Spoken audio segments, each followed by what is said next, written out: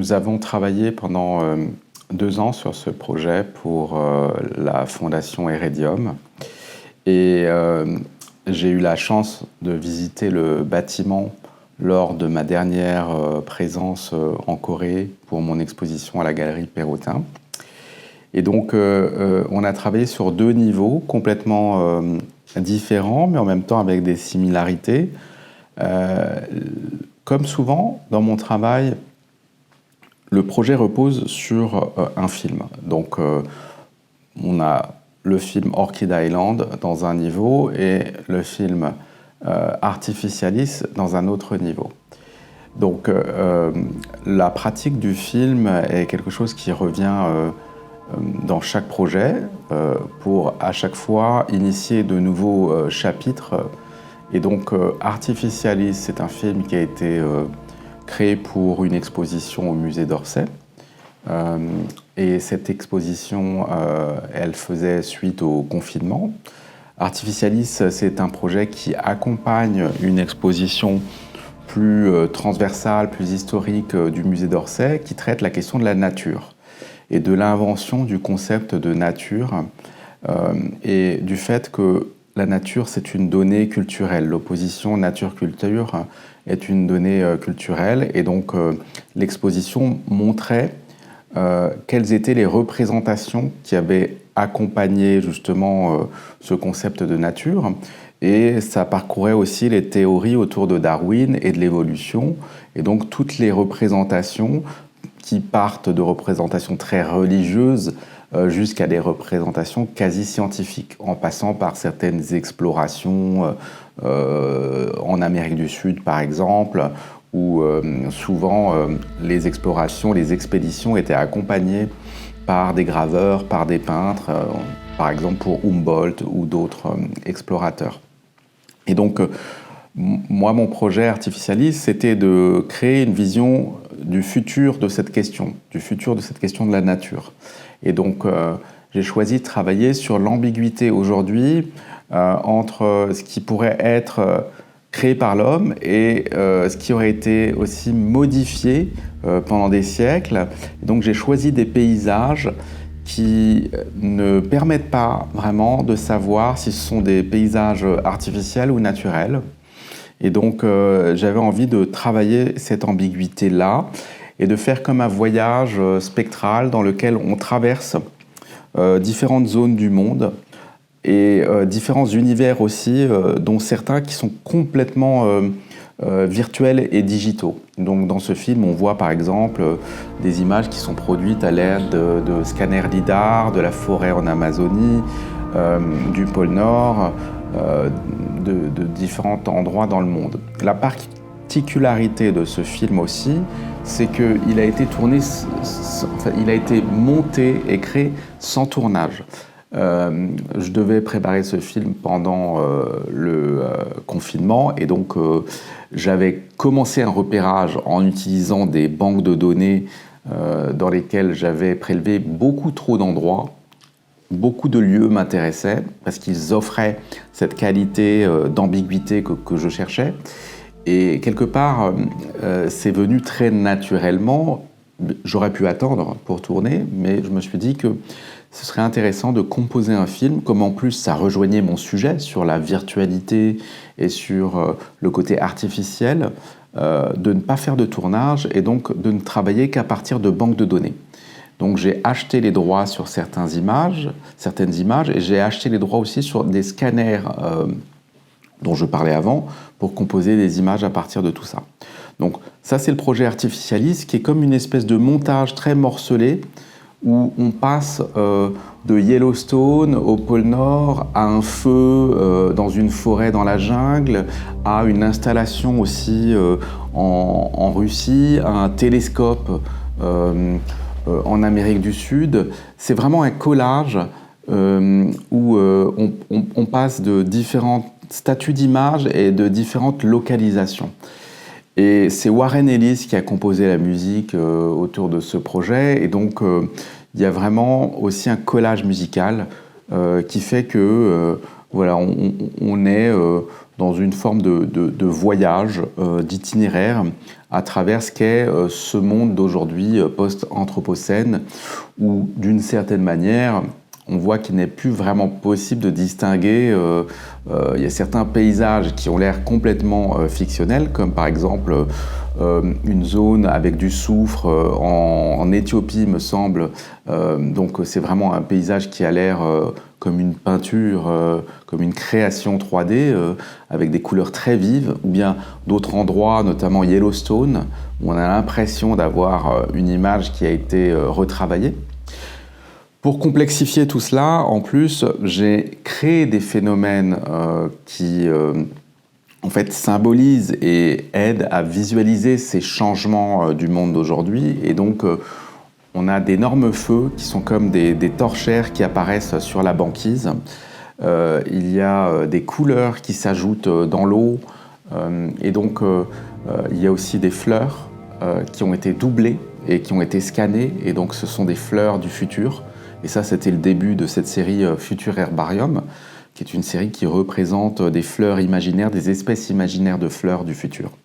Et donc ce film est vraiment une somme de toute une série de problématiques auxquelles nous faisons face aujourd'hui, et un état du monde qui n'est plus simplement, comme on le disait au départ, entre nature et culture, entre hommes et entre humains et non-humains, un état du monde où on traverse les choses et on traverse des réalités sans vraiment pouvoir distinguer le statut de ce qu'on regarde.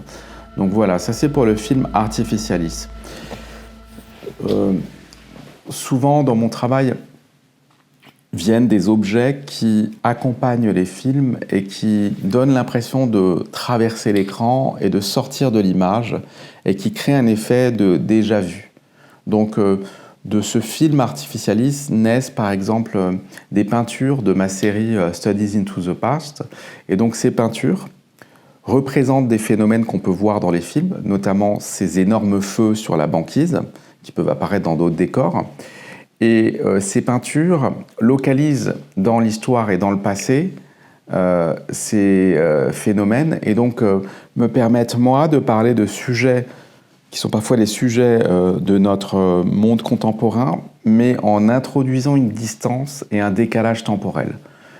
C'est pour ne pas être dans un aspect trop frontal, mais pouvoir créer une distance qui nous aide à réfléchir à certaines problématiques du monde contemporain ou du futur.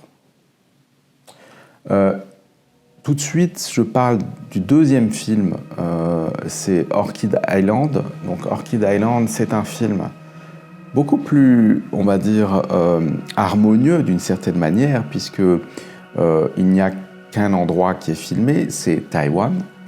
Et Taïwan est un endroit qui m'intéresse parce que c'est un endroit qui potentiellement peut être un des lieux les plus importants de notre futur proche, puisqu'il y a des grandes perturbations qui pourraient y arriver.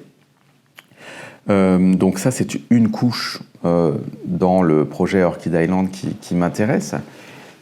Mais c'est aussi un lieu intéressant parce qu'il me permet de créer une imagerie d'une nature idéalisée par l'homme et qui me permet de faire des images qui s'inscrivent dans cette tradition que je voulais analyser et un peu critiquer, de peindre la nature comme un lieu parfait, avec une vision presque religieuse d'une nature qui serait comme un décor en fait magnifique. Et donc cette tradition, on la retrouve à la fois dans des films documentaires qui ont commencé justement l'histoire du cinéma documentaire, comme Nanook l'Esquimau par exemple, ou Moana. Ce sont des films qui dépeignent certaines communautés comme des communautés où toute la vie serait idéalisée et c'est une vie paradisiaque.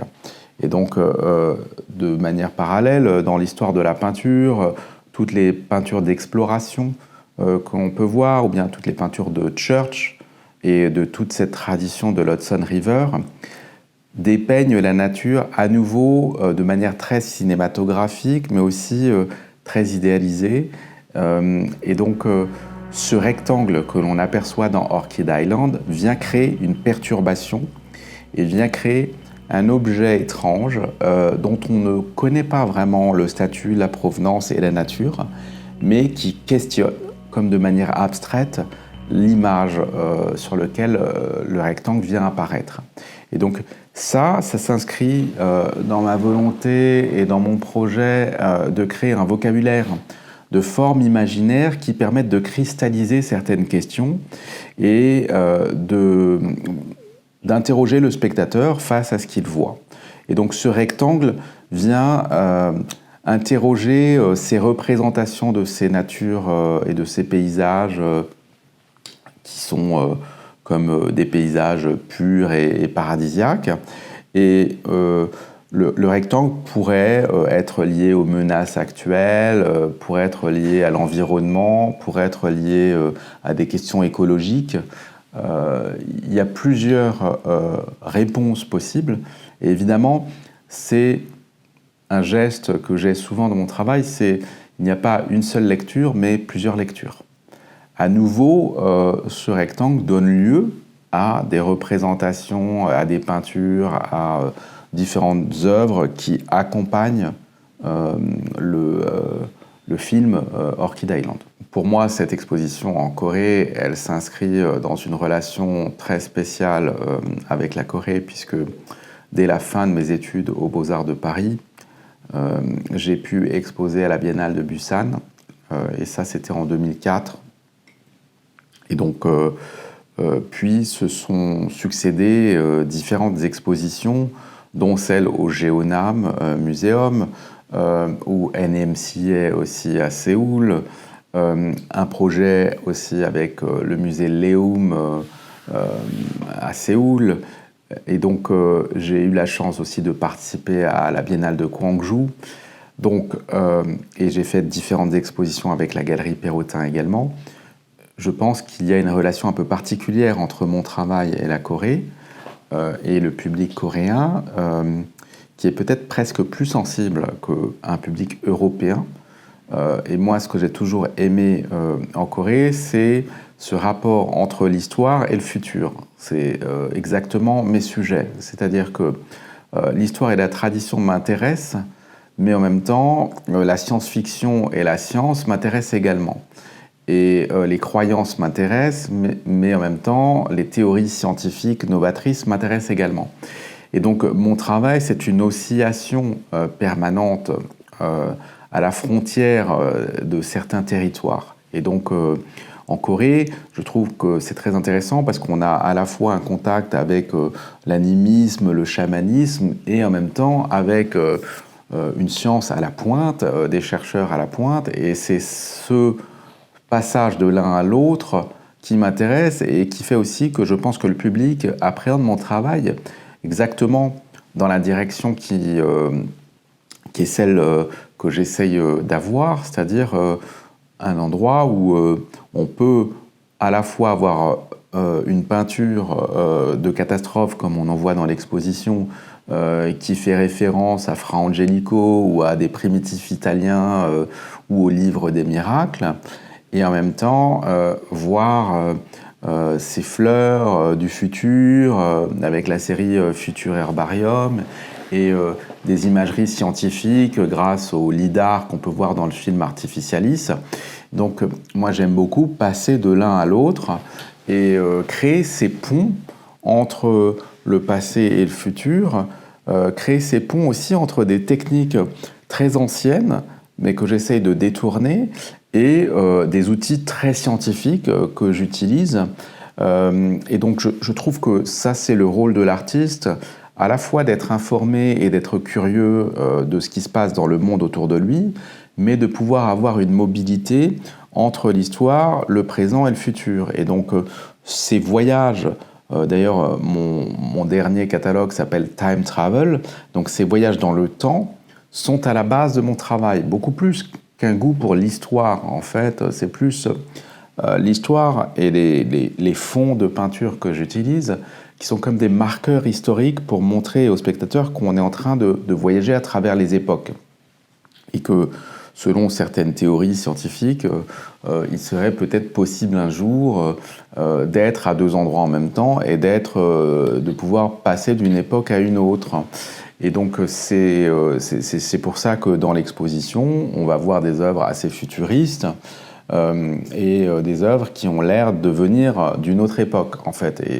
Et c'est une fiction que je mets en place et qui m'intéresse beaucoup. Et donc, dans un tout autre registre, la question du climat et la question de l'environnement, évidemment, on ne peut pas y être étranger aujourd'hui, mais j'essaie de les traiter d'une manière très personnelle, j'essaie de les traiter d'une manière artistique.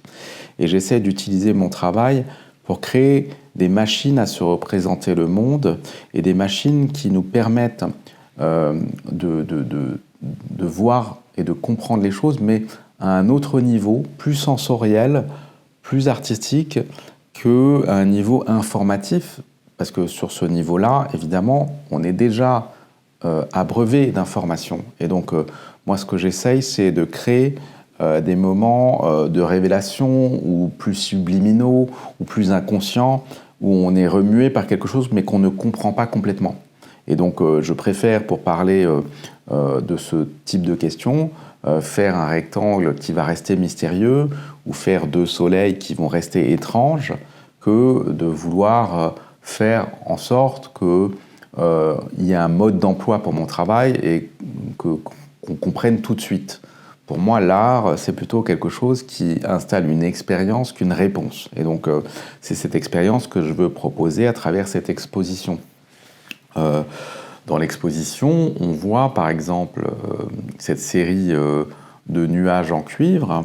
Ça, c'est aussi assez représentatif de ce que je peux mettre en place, puisque ces nuages ont deux faces. Une face qui a été flammée avec un chalumeau, et donc il y a beaucoup de couleurs qui sont presque mystérieuses, mais aussi presque un peu toxiques, et on voit voilà, une face un peu plus sombre de la réalité. Et l'autre face est complètement brillante et reflète le monde autour de nous. Et donc ça, c'est une manière à nouveau de réactiver cette idée qu'un objet peut contenir plusieurs significations, qu'il peut y avoir plusieurs forces qui traversent un objet artistique. Et c'est exactement cela qui m'intéresse. C'est-à-dire que mes œuvres ne sont pas des objets décoratifs et inertes, mais des objets qui sont traversés par plusieurs histoires et par plusieurs concepts. Et donc ce n'est pas une idée, une forme, mais c'est vraiment ce que j'essaie de créer, c'est une espèce d'aura, une espèce de rayonnement final qui naît de toutes ces questions qui m'ont traversé pendant que j'essaie de mettre en place ce processus de construction d'un objet. Justement, de manière volontaire, sont installés ces néons avec ces flammes. Ces flammes viennent d'un autre projet que je ne présente pas ici, qui s'appelle Anima, où j'ai créé des feux en suspension dans un lieu particulier qui s'appelle le Mont Saint-Odile. C'est un lieu magique, chargé d'histoire, de mythologie, de croyances. Et j'ai créé ces flammes pour représenter l'énergie un peu étrange de ce lieu. Et voilà, ces flammes sortent du film et se retrouvent sous la forme de néons qui ont été montrés dans une abbaye de Jumièges en France, avec ces nuages également, pour créer comme un paysage inspiré de Tarkovsky. On est dans un paysage un peu poétique, scientifique, étrange, où ces nuages reflètent ces flammes, et on est dans un environnement comme ça, presque surréaliste. Alors, le projet Anima dont je parlais avant, en fait, cette exposition, elle est aussi comme une espèce de partition qui réactive différents projets qui ont eu lieu en Europe. Anima, le film dont je parlais, avec les flammes et avec les nuages, c'est un film qui a été montré au Collège des Bernardins. Artificialis au musée d'Orsay. Les nuages en cuivre dans l'abbaye de Jumièges. Donc, ce sont trois lieux historiques dans lesquels j'ai essayé d'amener une forme côté un peu science-fiction et un peu futuriste. Et donc, pour le projet Anima, j'ai travaillé avec une chaire qui avait été montée par Bruno Latour sur l'écologie. Et donc, j'ai collaboré avec Grégory Quesnay pour Anima et pour Artificialis, qui est un historien spécialisé dans une matière un peu nouvelle, c'est l'histoire de l'environnement. Et donc, ce qui nous intéressait, c'était comment un artiste pouvait traiter la question de l'Anthropocène d'une manière un petit peu originale, et comment moi, je pouvais me nourrir dans les séminaires qui ont été organisés, où on a entendu, par exemple, Descola, où on a entendu Bruno Latour, comment je pouvais me saisir de ces questions et inventer un travail. Et donc, c'est souvent l'objet, justement, du côté recherche de mon travail, où je travaille avec mon studio, on fait énormément de recherches pour chaque projet, mais notre objectif, c'est de rester sur la sensorialité, et c'est de créer des œuvres qui soient très hypnotiques, assez sensorielles, parfois abstraites, mais jamais purement informatives. Donc la question de l'Anthropocène, je l'ai abordée de cette manière-là, c'est-à-dire est-ce qu'il existe déjà un monde post-Anthropocène? Alors que on nous parle beaucoup de l'Anthropocène, moi j'ai choisi d'avoir un pas de côté en disant est-ce qu'on n'est pas déjà dans le post-Anthropocène? Est-ce que notre monde, notre Terre, n'est pas déjà complètement modifiée à un point de non-retour qu'il faut accepter? Et est-ce qu'elle ne va pas être de toute façon dans une force d'adaptation, dans une évolution? Parce que bien sûr que ces perturbations dont certaines sont en train de diminuer puisque la couche d'ozone est en train de se résorber grâce aux efforts justement de l'humanité pour limiter les émissions carbone. Donc c'est très bien, donc bien sûr. Mais je dirais que c'est pas à l'artiste de rentrer dans ces considérations-là. Moi, ce qui m'intéresse, c'est d'ouvrir des portes. Et donc d'ouvrir des portes à des questions. Donc j'ai essayé d'ouvrir cette porte à la question du monde post-anthropocène, à la question de ce monde qui est déjà profondément modifié, mais c'est pas parce qu'il a été modifié que il a été tué d'une certaine manière. Donc voilà comment j'ai essayé de traiter cette question en me nourrissant de toutes ces recherches, de toutes ces théories, mais pour essayer d'inventer des expériences pour le spectateur. Concernant les collaborations, évidemment, pour un artiste, c'est très intéressant de pouvoir collaborer avec différentes marques. La collaboration avec Vuitton est venue très naturellement puisque Nicolas Gesquière connaissait mon travail et a voulu s'emparer des motifs de mes peintures pour créer une partie de sa collection en octobre 24. Et donc, il y a eu différents vêtements qui ont été créés. Puis, dans une deuxième partie, il y a eu une campagne qui a été faite où mes peintures ont servi de fond. Et pour moi, c'était très intéressant puisque ces peintures traitent des questions écologiques, des questions d'anthropocène. On y voit des rectangles qui viennent menacer des décors paradisiaques, tropicaux. On y voit des colonnes de feu. Et ces éléments se sont retrouvés dans une campagne mondiale et dans des vêtements qui vont être portés et qui vont habiller des femmes. Et donc je trouve intéressant que les sujets et l'espèce de vocabulaire de forme pour questionner le monde que je mets en place se retrouvent dans un univers complètement différent et soient rendus encore plus visibles. Et donc que mes questions et que les questions qu'on vient d'aborder soient données au public, à nouveau d'une manière inconsciente, puisqu'il n'y a rien dans le jugement ou de morale dans mon travail, mais c'est plutôt des phénomènes qui sont assez flottants et qui se retrouvent portés ou visibles dans des affiches dans les rues de New York ou en Corée ou à Paris.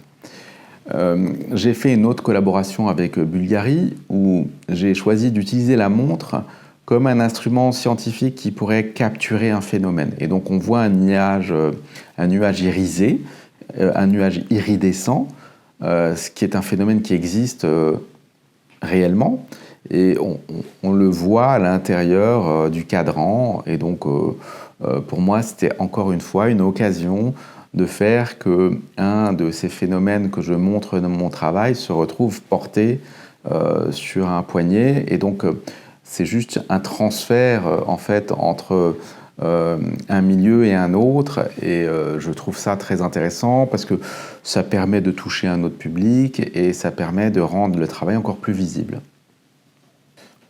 Moi, j'essaie d'expliquer dans un podcast que j'ai fait récemment, justement, que pour moi, le fait d'avoir une pratique artistique et de créer des objets n'est pas forcément une question de culture, mais plus d'expérience. Je pense qu'on devient artiste parce qu'on a envie de partager certaines expériences. Et donc, pour moi, j'aurais pu... je ne sais pas si j'en aurais été capable et si j'aurais eu le talent de le faire, mais j'ai l'impression que j'aurais pu faire du cinéma ou écrire des livres quelque part. Et ça se voit dans mon travail d'une certaine manière. Je n'ai pas un médium de prédilection, c'est plus des outils que j'utilise et le goût aussi de passer d'une technique à une autre et d'une période à une autre. Et donc, je suis arrivé aux Beaux-Arts et avec cette curiosité et aussi une forme de recherche pour certains territoires, un goût pour justement l'histoire, la sociologie, l'ethnologie. Et donc, j'avais une curiosité du monde et je me posais certaines questions. Et j'ai utilisé l'art pour pouvoir partager ces questions et aussi comme un outil pour comprendre le monde autour de moi et pour pouvoir naviguer à l'intérieur différentes préoccupations. Mais à nouveau, voilà, ça se situe à la fois dans les films que je peux faire, mais dans des objets qui sont plus des objets, on va dire, en marbre ou dans des sculptures. Mais j'adore collaborer avec des scientifiques et utiliser des nouvelles technologies également. Donc, j'essaie de ne pas me contraindre dans un univers ou dans un milieu. Et donc, ces collaborations dont on parlait avant, elles sont aussi l'occasion justement de sortir de cet univers purement artistique pour aller dialoguer avec d'autres univers.